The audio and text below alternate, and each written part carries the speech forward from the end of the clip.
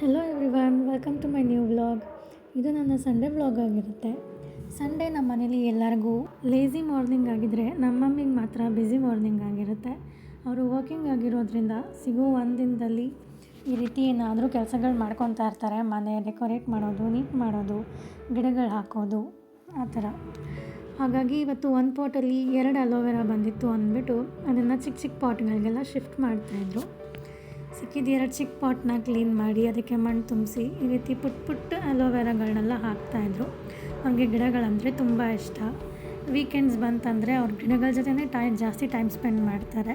ನಾನು ಮನೆ ಒಳಗಡೆ ಎಲ್ಲ ಸ್ವಲ್ಪ ಕ್ಲೀನ್ ಮಾಡ್ಕೊತಾ ಇದ್ದೆ.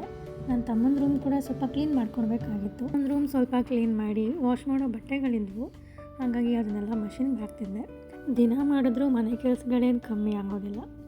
ಹಿಂದ್ಗಡೆ ಮನೆಯು ಬೇರೆ ಒಂದು ಕನ್ಸ್ಟ್ರಕ್ಷನ್ ನಡೀತಾ ಇತ್ತು, ಹಾಗಾಗಿ ಮನೆ ಎಷ್ಟು ನೀಟ್ ಮಾಡಿದ್ರೂ ತುಂಬ ಧೂಳು ಬರ್ತಾನೆ ಇರುತ್ತೆ. ಡೈಲಿ ಕ್ಲೀನ್ ಮಾಡಿದ್ರೂ ಮತ್ತೆ ಅಷ್ಟೇ ಕಸ ಬರುತ್ತೆ. ಜೊತೆಗೆ ಇವತ್ತು ನನ್ನ ತಮ್ಮ ಕೂಡ ವಾರ್ಡ್ರೋಬ್ ಎಲ್ಲ ಆರ್ಗನೈಸ್ ಮಾಡಬೇಕು. ತುಂಬ ಮೆಸ್ಸಿ ಆಗಿದೆ. ಕಾಲೇಜ್ಗೆ ಹೋಗುವಾಗ ಸಿಕ್ಕಿದೊಂದು ಎಳ್ಕೊಂಡು ಹಾಕ್ಕೊಂಡು ಹೋಗ್ಬಿಡ್ತಾನೆ. ವಾರದಲ್ಲಿ ಒಂದು ಸತಿ ಈ ಥರ ಕುತ್ಕೊಂಡ್ಬಿಡ್ತಾನೆ ಎಲ್ಲ ಬಟ್ಟೆ ಒಂದು ಕಡೆ. ಜೊತೆಗೆ ನಾನು ಕೂಡ ಕೂರಿಸ್ಕೊಂಡಿದ್ದ, ನನಗೆ ಸ್ವಲ್ಪ ಹೆಲ್ಪ್ ಮಾಡು, ಎಲ್ಲ ಫೋಲ್ಡ್ ಮಾಡಿಕೊಡು ಅಂದ್ಬಿಟ್ಟು. ಸೊ ಮನೆಯೆಲ್ಲ ಕ್ಲೀನಿಂಗ್ ಮುಗಿಸ್ಕೊಂಡು ಇವತ್ತು ನಮ್ಮ ಚಿಕ್ಕಿ ಮನೆಗಂತ ಹೊರಟ್ವಿ. ನಮ್ಮ ಚಿಕ್ಕಿ ಮನೆ ಇರೋದು ನೆಲಮಂಗಲದಲ್ಲಿ. ಬಸ್ಸಲ್ಲಿ ಹೋದರೆ 2 ಅವರ್ ಹಿಡಿಯುತ್ತೆ. ಈ ಸಂಡೇ ಟ್ರಾಫಿಕಲ್ಲಿ ಯಾರು ಹೋಗ್ತಾರೆ ಅಂದ್ಬಿಟ್ಟು ಟ್ರೈನಲ್ಲಿ ಹೋದ್ವಿ. ಟ್ರೈನಲ್ಲಾದರೆ ನಮ್ಮ ಮನೆಯಿಂದ ಅವ್ರ ಮನೆಗೆ ಜಸ್ಟ್ 20 ಮಿನಿಟ್ಸ್ ಅಷ್ಟೇ ಹಿಡಿಯುತ್ತೆ. ನನ್ನ ತಮ್ಮ ಫಿಶ್ ಕೂಡ ತಂದಿದ್ದ, 2-3 ತಂದಿದ್ದ, ಎಲ್ಲ ಸತ್ತೋಗ್ಬಿಟ್ಟಿದೆ. ಒಂದೇ ಒಂದು ಉಳ್ಕೊಂಡಿದೆ. ಇವನು ನನ್ನ ಕಪಿ ತಮ್ಮ. ನಮ್ಮ ಚಿಕ್ಕಿಯವ್ರು ಆ್ಯಕ್ಚುಲಿ ನಮ್ಮ ಮನೆ ಪಕ್ಕದ ರೋಡಲ್ಲೇ ಇದ್ದಿದ್ದು.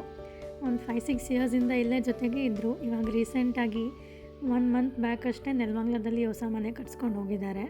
ನಮ್ಮ ಮನೆ ಹತ್ರ ಇದ್ದಾಗ ಡೈಲಿ ಮನೆಗೆ ಬರ್ತಾಯಿದ್ದ, ನನ್ನ ಜೊತೆ ಟೈಮ್ ಸ್ಪೆಂಡ್ ಮಾಡ್ತಾಯಿದ್ದ. ಇವಾಗ ಮನೇಲಿ ನಾನು ಒಬ್ಬಳೇ ಇರಬೇಕು, ಬೋರ್ ಆಗುತ್ತೆ. ಇವನ್ನ ತುಂಬ ಮಿಸ್ ಮಾಡ್ಕೊತಾ ಇದ್ದೀನಿ. ನಾವು ನೆಲಮಂಗಲಿಗೆ ಯಾಕೆ ಹೋಗಿದ್ವಿ ಅಂದರೆ, ನಮ್ಮ ಚಿಕ್ಕಿ ಬೆಳಗ್ಗೆ ಕಾಲ್ ಮಾಡಿಬಿಟ್ಟು ಇಲ್ಲಿ ನೆಲಮಂಗಲ ಸಿಟಿಯಲ್ಲಿ ಐಟಮ್ಸ್ ಎಲ್ಲ ತುಂಬ ಚೆನ್ನಾಗಿ ಸಿಗುತ್ತೆ ಮನೆಗೆ ಮತ್ತು ಡ್ರೆಸ್ಗಳೆಲ್ಲ ಅಂದ್ಬಿಟ್ಟು ಕರೆದಿದ್ರು. ಹಾಗಾಗಿ ಶಾಪಿಂಗ್ ಹೋಗಿದ್ವಿ. ಜೊತೆಗೆ ಅವ್ರ ಏರಿಯಾದಲ್ಲಿ ಗಣೇಶ ಕೂರಿಸಿದ್ರು, ಅಲ್ಲೇ ಪ್ರಸಾದ ಕೂಡ ಕೊಟ್ಟರು.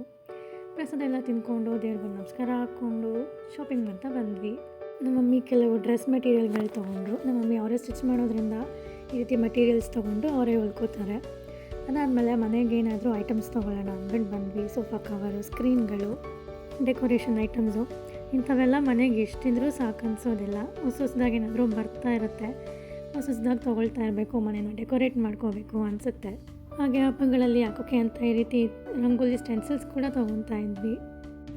ಹಾಗೆ ಎಲ್ಲ ಶಾಪಿಂಗ್ ಮುಗಿಸ್ಕೊಂಡು ಜೊತೆಗೆ ಆ್ಯಕ್ಸಸರೀಸ್ ತೊಗೋಬೇಕಾಗಿತ್ತು. ಕೆಲವೊಂದು ಐಟಮ್ಸ್ ತೊಗೊಂಡು ನಮ್ಮ ಮಮ್ಮಿ ಜ್ಯುವೆಲ್ರೀಸ್ ತೊಗೊಂಡು ಕೊನೆಗೆ ನಮ್ಮ ಚಿಕ್ಕಿ ನನಗೊಂದು ಹ್ಯಾಂಡ್ ಬ್ಯಾಗ್ ಸಹ ಕೊಡಿಸಿದ್ರು. ಹಾಗೆ ರೋಡಲ್ಲಿ ಬರುವಾಗ ಕ್ಯೂಟ್ ಕೋಳಿ ಮರಿಗಳು, ರ್ಯಾಬಿಟ್ಗಳೆಲ್ಲ ಕಾಣಿಸಿದ್ವು. ಮಮ್ಮಿಯವ್ರ ಜೊತೆ ಶಾಪಿಂಗ್ ಬಂದುಬಿಟ್ರೆ ಕಾಲು ನೋವು ಬರೋವರೆಗೂ ವಾಪಸ್ ಕರ್ಕೊಂಡು ಬರೋಲ್ಲ. ಫುಲ್ ಸಾಕಾಗೋಯ್ತು, ಸುತ್ತಿದ ಕಡೆನೇ ಸುತ್ತಿಸ್ತಾ ಇರ್ತಾರೆ. ಆಮೇಲೆ ಅವರೆಲ್ಲ ತರಕಾರಿ ಮಾರ್ಕೆಟ್ಗೆ ಹೋದರು ವೆಜಿಟೇಬಲ್ಸ್ ತರಬೇಕು ಅಂತ. ನಾನು ನನ್ನ ತಮ್ಮ ಮಾತ್ರ ನಮ್ಮ ಕೈಲಿ ಹಿಡಿಯೋಕ್ಕಾಗಲ್ಲಪ್ಪ ಅಂತ ಗಾಡಿಯಲ್ಲೇ ಕುತ್ಕೊಂಡಿದ್ವಿ. ಇಲ್ಲಂತೂ ತುಂಬ ಚೆಂದ ಫ್ರೆಶ್ ತರಕಾರಿಗಳೆಲ್ಲ ಇದ್ವು.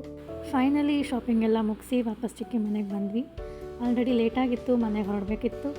ಹಾಗಾಗಿ ನಮ್ಮ ಚಿಕ್ಕಿ ಸೀಬೆಕಾಯಿ ಗಿಡದಲ್ಲಿ ಸೀಬೆಕಾಯಿ ಬಿಟ್ಟಿದೆ, ಮನೆಗೆ ತೊಗೊಂಡೋಗಿ ಕಿತ್ಕೊಡ್ತೀನಿ ಅಂದ್ಬಿಟ್ಟು ಒಂದಿಷ್ಟು ಸೀಬೆಕಾಯಿ ಕಿತ್ಕೊಟ್ರು. ಚಿಕ್ಕಿ ತಮ್ಮಂಗೆ ಟಾಟಾ ಬಾಯ್ ಹೇಳಿ ಫೈನಲಿ ನಮ್ಮ ಮನೆಗೆ ಬಂದ್ವಿ. ನಮ್ಮ ಮಮ್ಮಿ ತಂದಿದ್ದ ಐಟಮ್ಸ್ನೆಲ್ಲ ನನ್ನ ತಮ್ಮಂಗೆ ತೋರಿಸ್ಬಿಟ್ಟು ಯಾವ್ದ್ಯಾವ್ದು ಚೆನ್ನಾಗಿದೆ ಅಂತ ಕೇಳ್ಕೊತಾ ಇದ್ರು. ನನಗಂತೂ ಫುಲ್ ಸಾಕಾಗ್ಬಿಟ್ಟಿತ್ತು. ಆಮೇಲೆ ನನ್ನ ತಮ್ಮ ಅವನೇ ಪಾಪ ಬಜ್ಜಿ ಎಲ್ಲ ಮಾಡಿಕೊಟ್ಟ ನನಗೆ. ಇಲ್ಲಿಗೆ ನನ್ನ ವ್ಲಾಗ್ನ ಮುಗಿಸ್ತಾ ಇದ್ದೀನಿ. Thanks for watching.